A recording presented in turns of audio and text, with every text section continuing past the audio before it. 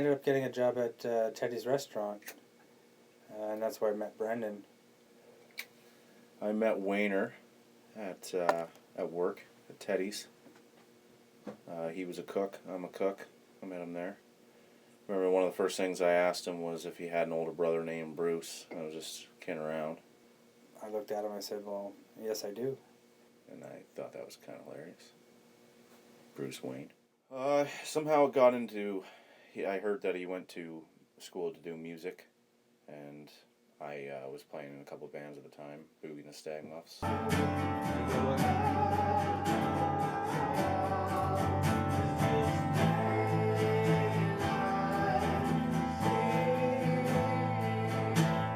Being one, Tet Provision being another one. And I was kind of looking to do something along the electronic side, just melding that together, just strictly recording. Well, we got chatting, and I'd thrown some parties in the past, and I was kind of itching to throw another sort of party, and the circumstances were right, so I put together a 60s party, got a bunch of kegs, and We had, I think he bought 4 or 5 kegs of beer. I can't remember. Amsterdam, I think it was. sold some tickets, and I asked Brendan, because I knew he was in a band, Boogie and the Stag Muffs, if he wouldn't mind playing on stage that night, because they had sort of a 60s sound, and they were quite good. And it was that was a crazy night. We almost got shut down. I guess that's how it all sort of started. We got to know each other a bit more. After the 60s party, yes, we had a keg of beer left. We had an entire keg of beer left, so our genius idea was to take this keg of beer down the dock, put it on this boat, and decide to crack it and think that we can actually make a dent in this thing. And we had, I would say, I guess my first real party on the boat, and jam session. There was no real beginning or end to the jam sessions. It was just whatever sounds we could create, and and I'd push record, and if we liked it, we liked it. If we didn't, we didn't. It was just more about having fun. And that's where the song Keg of Beer came from.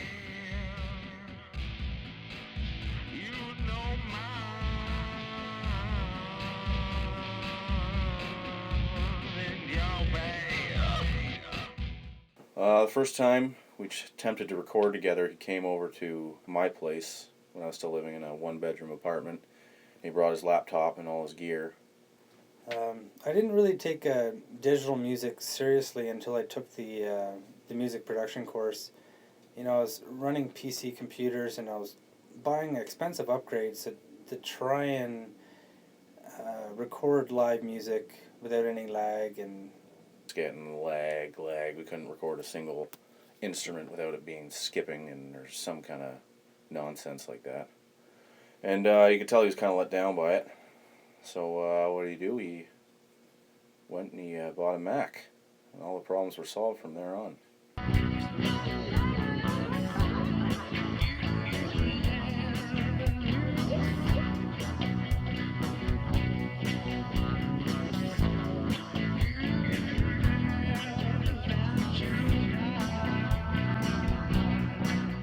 Back to the first night that we brought Tim over to play bass. He had only started playing bass I'd say 3 weeks.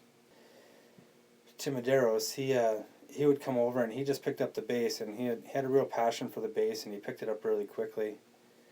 And he really wanted to come over and kind of show us everything that he's learning all the time.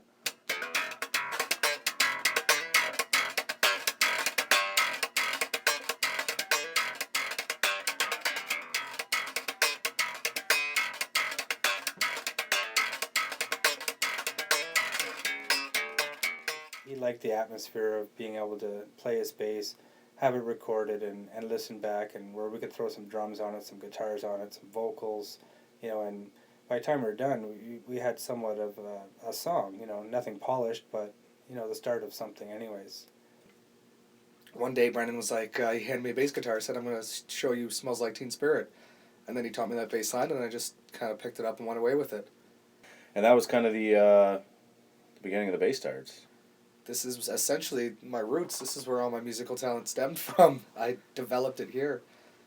But yeah, it was kind of like a surfy, I don't know, like a surfy, grungy kind of sound. A lot of Pixies type bass riffs, I'd say.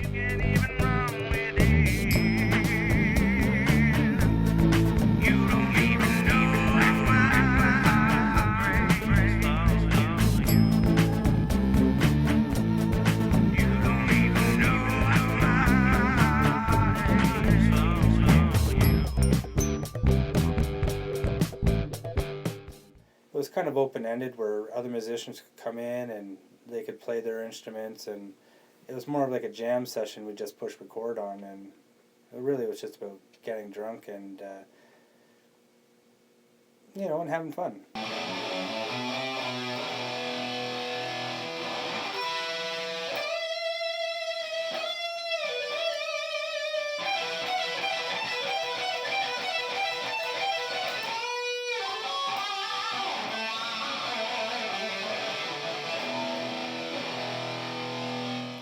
Yeah, then Shannon too. I forgot about Shannon. Shannon would come in. It's release for me. I love that boat. I think just as much as Wayne does. And there's been a lot of good nights on that boat. There's been a lot of debauchery and mayhem and a lot of loud music, which for the most part people don't mind because it sounds good. Bass Tards was awesome too. We had a lot of drunken. Everything was drunk. It was all drunken nights. Every time we came here was smoke, drink, maybe record a track or two, get more drunk and listen to it and talk about how cool we are. Smoke another cigarette. And then light another cigarette with that cigarette. And drink more beer. That's good times. Always lots of beer, man. I miss that. Brendan and I still wanted to continue making music, so we decided, well, why don't we just, the two of us, we'll make the music and concentrate on it a little bit more so that we can actually have a finished song, and not so much a party atmosphere, but maybe taking it a little bit more seriously. So then we decided to come up with a band named Brayne. And me and Wayne just decided, a lot of times it'd just be me and him. So we decided, let's just do something else. Let's do something other than the Bass Tards. It's kind of like not get away from the surf sound, but to try to kind of make songs and actually finish recording them. Like take them actually as a piece, not just come here to record music just for the fun of it or just for anything like that. It was, and that's when Brayne started, and it's been great. I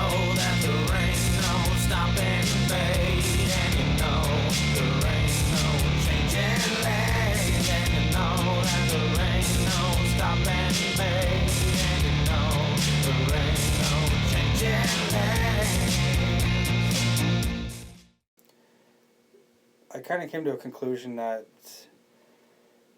I probably wasn't going to be the best musician in the world, so I thought, well, maybe I can help other musicians and help their craft and better themselves.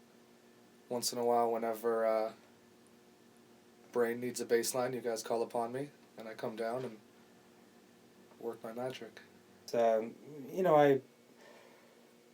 I'm sort of always been a collector of instruments. Not that I play them myself. I guess I always in the back of my mind think, one day when I'm an old man, I might pick it up and learn how to play it. But I just really like unique instruments, and I like to have instruments on hand in case a musician comes over and knows how to play it, and it just adds to the dynamic of the recording process. So I've continued to collect instruments. We lugged the Hammond organ on board here.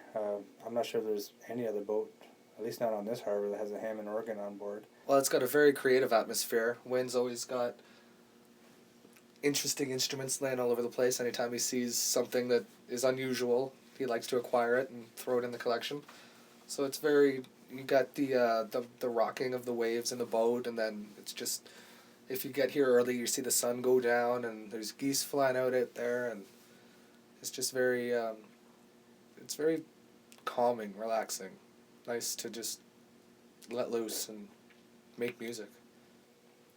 You know, I continue just sort of doing my computer slash MIDI, you know, sound effects, engineering type stuff. And Brendan usually comes up with the, you know, the ideas for the songs, and you know, he's multi-talented in the sense that he can just pick up an instrument that he's never played before and really do a good job. But no, I don't know how it came about to be a boat, but it's an amazing thing. It's a beauty. It's a home away from home. A little peaceful. You can't hear a single thing right now. Brendan and Wayne will sit and work on a melody line or a lyric line or even a hook, just to get the song rolling, and next thing you know they got everything else but the lyrics or the guitar solo, and that's when I come in. They say, can you fill in this part here, can you fill in this part there, and I'll be like, oh, let's see what I can do. Started off with either the bass or the drums, and then Brendan would come in and lay down the guitars, vocals, and pretty much anything else he got his hands on. There's no pressure to play this stuff live because we all kind of came to it. Like, it's something we probably want to do in the future is play these songs live. But that's not what we went into it thinking about. It wasn't about, oh, are we going to perform this live? It's just making the song itself something that we're proud of and that we like to listen to. And we don't, like, if someone else enjoys it too, you know, that's just kind of a bonus. What we done is our fate. I just want to congratulate you.